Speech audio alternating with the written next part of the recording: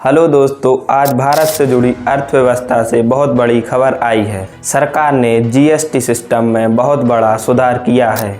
जी हां, अब आपको रोजमर्रा की चीज़ों से लेकर बीमा तक सब में एक नई राहत मिलने वाली है। आपको याद होगा, जब 2017 में जीएसटी लागू हुआ था तो इसे वन नेशन वन टैक्स कहा गया था, लेकिन इसके असल में कई स्लैब 0%, 5%, 12%, 18% और 28% होने से लोगों को कंफ्यूज होता था। छोटे व्यापारी परेशान थे, आम जनता को समझ में नहीं आता था किस पर कितना टैक्स देना है।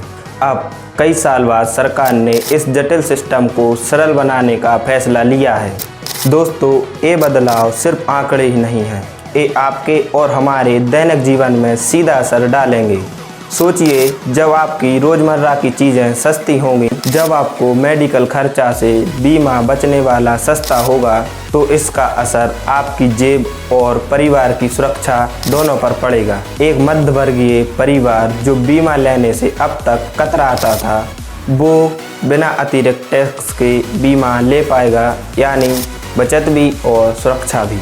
केवल जनता ही नहीं, व्यापारी और इंडस्ट्री पर भी इसका बड़ा फायदा होगा। अब टैक्स स्ट्रक्चर कम होने से व्यापारियों को भी कम पेचीदारी झेलनी पड़ेगी। विदेशी निवेशक भी इसे भारत में easy of doing business positive signal मानेंगे और इससे अर्थव्यवस्था में कोई नई ताकत मिलेगी। विशेषज्ञों का मानना है कि यह कदम हाल ही में अमेरिका द्वारा भारतीय आयात पर बढ़ाया गया टैरिफ का जवाब भी है, ताकि घरेलू बाजारों को मजबूत किया जा सके।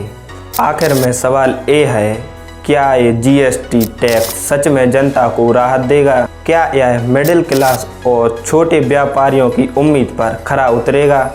ये तो आने वाला वक्त ही बताएगा। लेकिन इतना सच है कि 22 सितंबर 2025 से टैक्स में एक नया रूप नज़र आएगा, आसान, सीधा और लोगों के लिए लाभदायक।